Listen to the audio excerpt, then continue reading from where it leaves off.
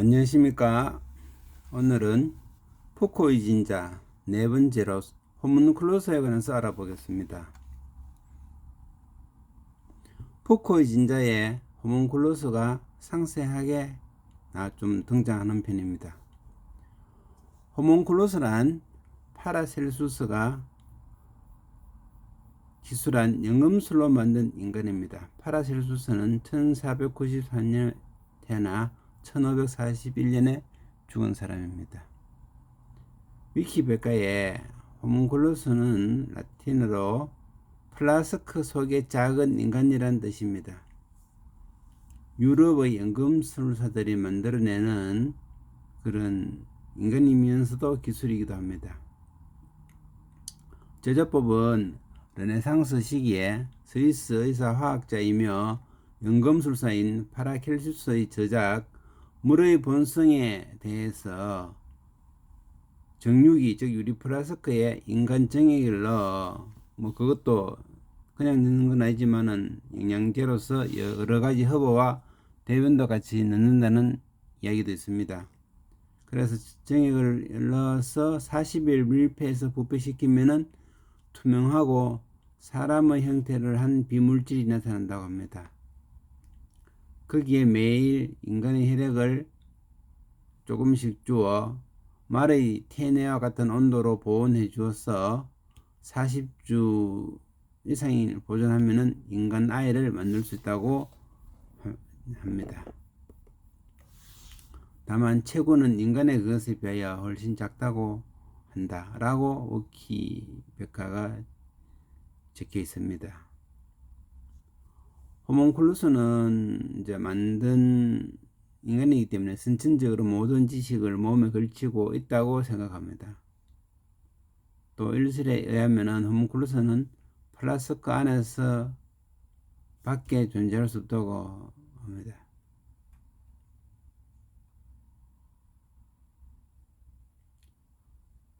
파라셀수스는 호문클루스 생성에 성공했다고 여겨집니다. 그렇지만 그의 사후에 다시 성공한 사람은 없다고 합니다.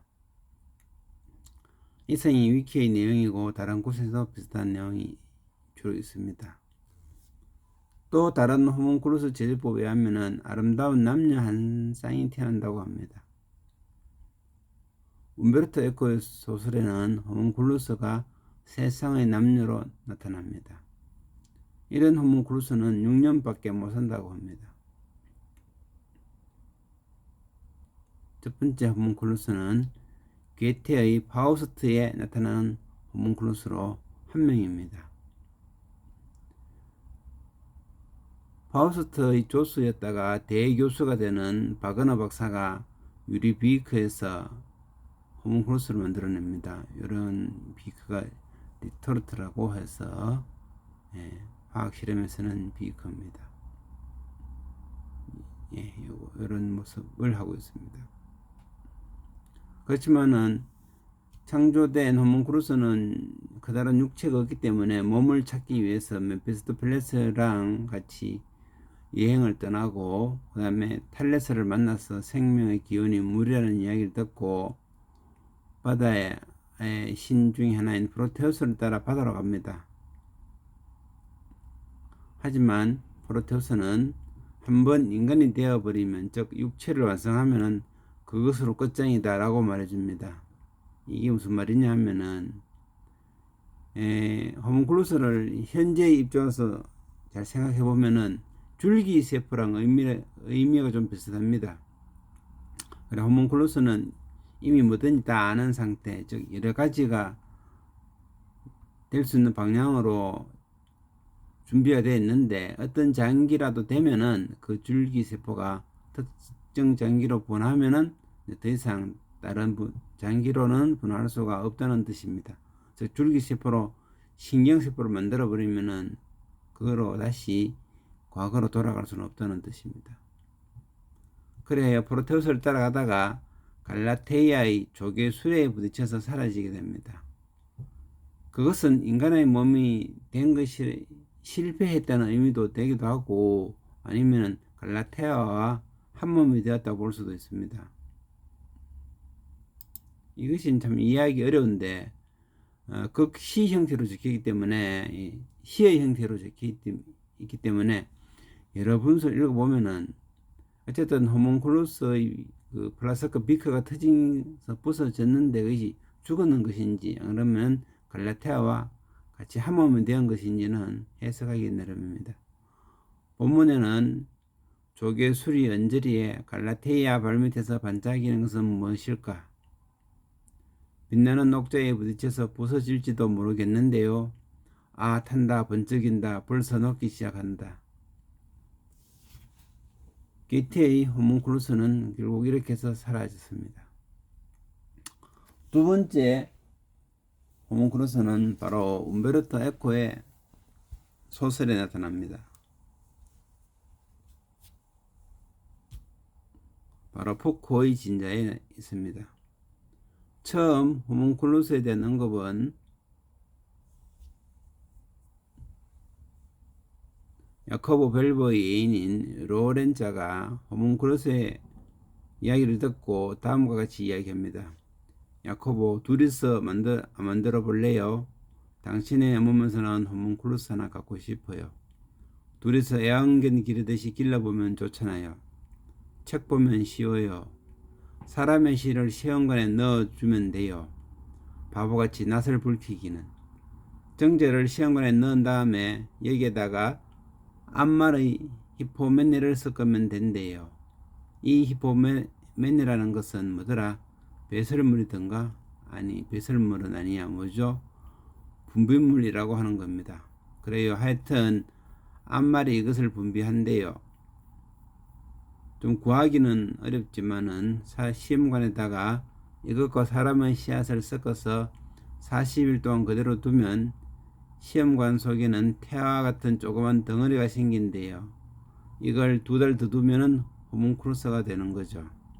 얻고 달이 차면은 이게 밖으로 나와 시중을 들어주더니 얼마나 좋아요. 죽지도 않는데요. 당신이 죽은 뒤에 무덤에 꽃을 꺾어다 놓을 호문클루스를 이렇게 본문이 되어 있습니다. 여기서 에코의 실수는 호문클루스가 시험관 밖으로 나서 시중을 들어준다 라고 표현한 것인데 자기의 실수인지 그러면 책 속의 인물인 로렌자의 실수인지 시중을 들어주는 호문클루스는 없다고 생각하는데 좀 이상하게 전개가 되었습니다. 그럼 책에서 두 번째 호문클루스가 나타나는 부분은 토리노 부근, 브리코산 부근, 해안가 부근의 모처에서 행사 참여차 들린 곳인데 6개의 유리 단지를 보게 됩니다. 이 단지는 밀봉되어 있고 크기가 20cm쯤 되는 사람 형상이 있습니다. 늙은 왕과 왕비, 흑인 왕, 전사, 그리고 푸른 올개간, 분홍 올개간을 선 선남선녀 이렇게 6명입니다. 그 말의 체험과 같은 조건으로 있고 물속에 떠다니고 있습니다. 이렇게 보고 지나갑니다.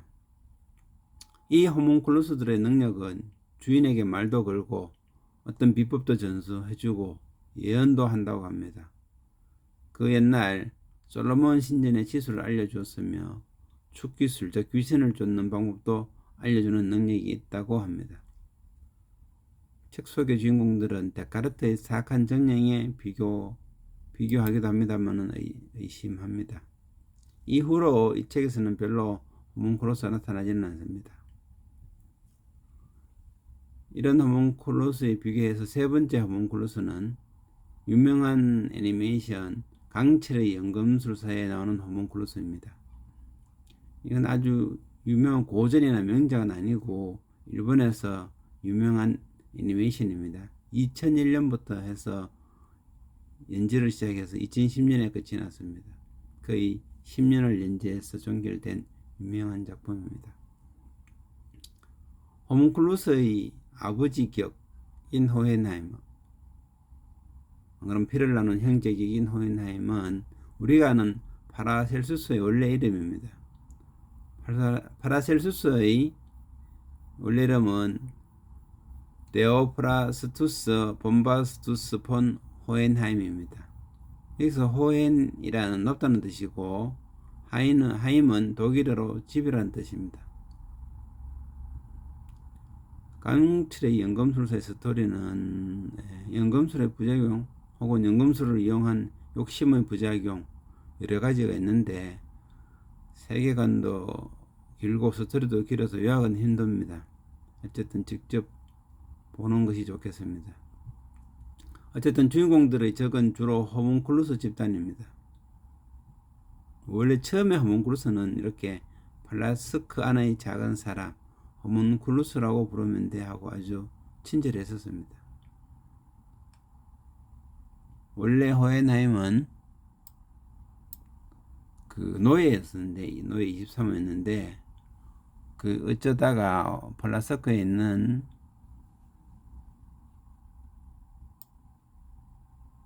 호문클루스가 자랄 수 있게 피를 나누어 주게 되었습니다.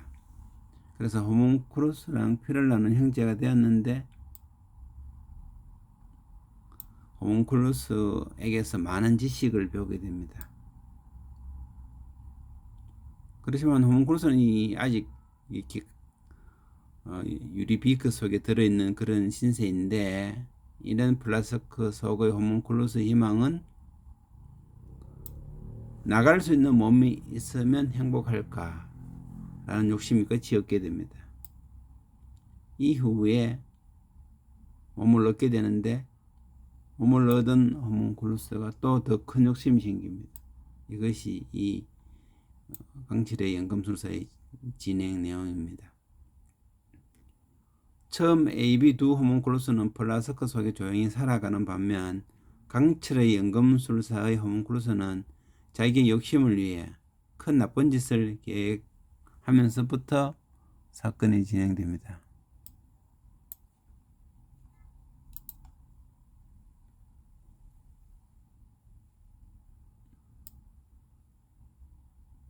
그래서 더불어 주인공들의 희망사항과 맞물리면서 계속 전개되고 여기서 호문클루스 능력이 엄청나게 확대됩니다.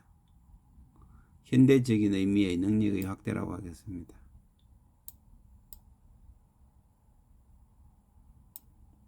서양에서는 흔히 말하는 7개의 대죄라는 사람의 죄를 짓게 하는 감정이 있습니다. 교만, 프라이드, 분노, 라스, 태만, 슬러스, 질투, 엔비, 탐욕, 그릿, 세욕, 러스트, 폭식, 글루트니 등이 있는데 이 감정이 없으면 죄를 안 짓게 되니까 이 감정을 다 뽑아버려서 또 감정에 의한 호문클루스를 만들어서 없애버립니다. 동양적으로 보면은 사람의 감정을 사단 7정으로 분류하는데 유교적으로 맹자성선설에 근거하여서 사단은 척은지심, 수호지심, 사양지심, 시비지심인데 이것이 인의 예지의 실무리가 됩니다. 7정은 희노애 구애오욕 혹은 희노애락 애오욕으로 말하기도 합니다. 그러니까 동서양의 인간 감정 분류는 대개 7개로 비슷하다 하겠습니다. 이 호문클루스 즉 강철의 연금술사 이후에 호문클루스의 소재가 다른 많은 만화나 애니메이션 영화로도 나타나게 됩니다. 이렇게 오늘은 호문클루스에 대해 알아보았습니다.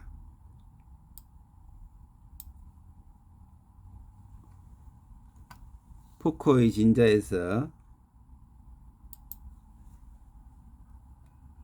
호문클루스의 의미를 한 번 더 되새겨보고자 알아봤습니다. 감사합니다.